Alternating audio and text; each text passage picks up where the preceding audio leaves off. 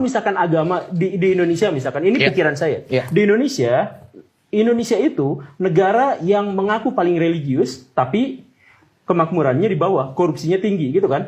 Nah, jadi sebenarnya pengakuan mereka itu adalah pengakuan palsu. Mereka tidak religius, mereka cuma ngaku-ngaku religius. Kalau misalkan mereka ngaku-ngaku, kalau mereka memang religius, maka nggak mungkin tingkat korupsi kita tinggi. Kalau memang ngaku religius, nggak mungkin juga sampah bertebaran di mana-mana.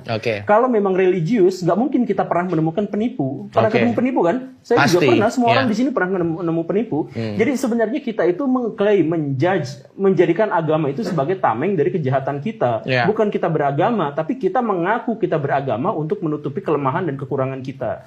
Sebagai contoh gini, kenapa negara-negara barat itu bisa maju? Ada sebuah tesis yang kemudian dipercaya oleh banyak orang, bahwa barat maju itu gara-gara mereka memperjuangkan semangat Protestan.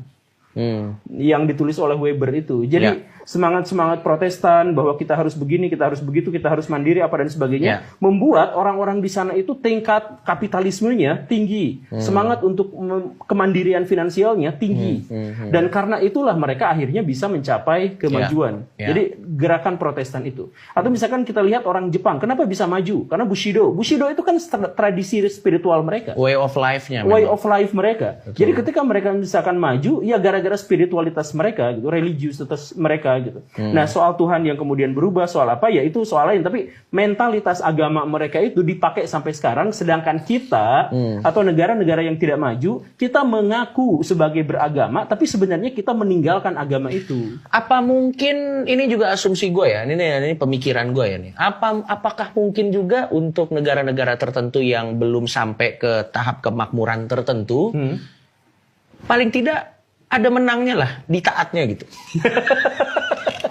Makanya akhirnya klaim walaupun ini jatuhnya self proclaim ya. Jatuhnya self proclaim gitu. Ini kan pada saat gue nggak ngerti bagaimana polling itu dibuat dalam menentukan mana negara yang dianggap paling religius gitu. Tapi paling tidak kan saat kayaknya gue religius gitu. Itu kan paling tidak kan. Nggak, itu pertanyaannya gini sebenarnya. Pertanyaannya misalkan gini ya. Apakah kalau sekarang Anda dikasih duit 1 miliar, Anda mau meninggalkan agama Anda?